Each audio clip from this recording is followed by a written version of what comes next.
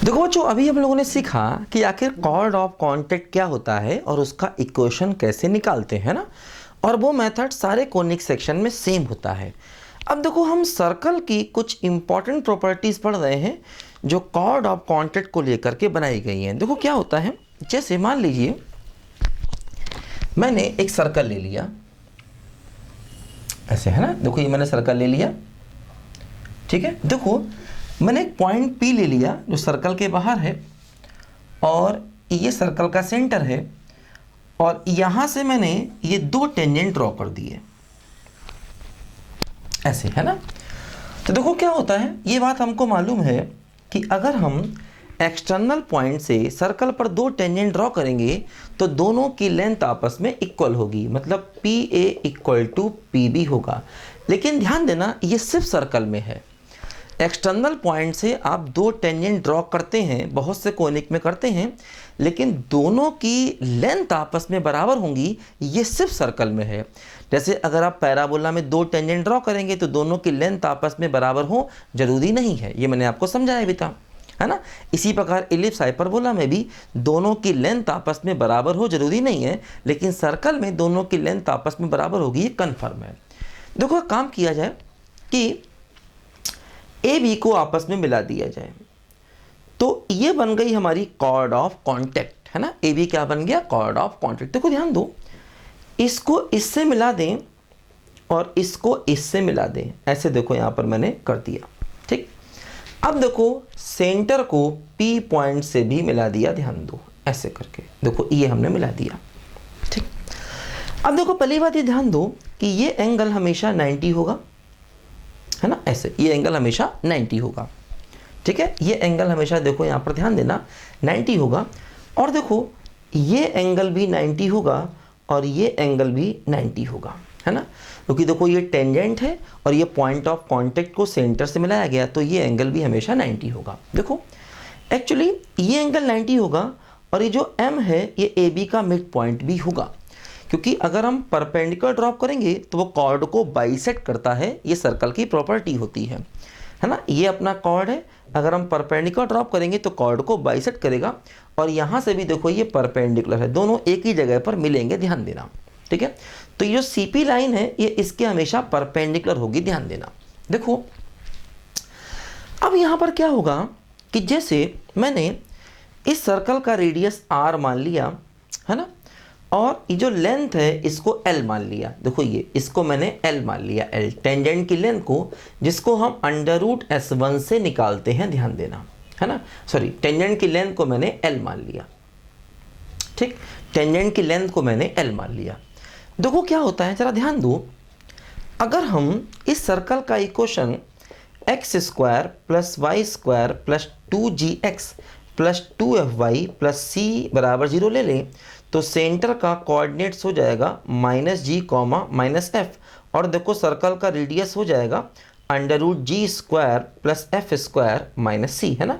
ये हो जाएगा सेंटर का कोऑर्डिनेट -g -f, और ये सर्कल का रेडियस हो जाएगा, ध्यान दीजिए, ठीक। अब देखो ऐसा है यहाँ पर, जैसे अगर हम ट्रायंगल PAC को देखें तो ये एंगल 90 होने की वजह से हम कह सकते हैं कि CP² = CA² + PA का स्क्वायर, ऐसा देखो हम कह सकते हैं ना। CP² = CA² + PA²। देखो ध्यान दो, अब यहाँ से हम PA को निकाल सकते हैं √CP² - CA का स्क्वायर, ध्यान दो PA, है ना, PA निकाल सकते हैं। देखो CP मतलब सेंटर और पॉइंट को हम लोग मान लेते हैं for example x1 y1, point को मैंने x1 y1 मान लिया, ठीक। अब देखो ऐसा है, हम CP डिस्टेंस निकाल सकते हैं।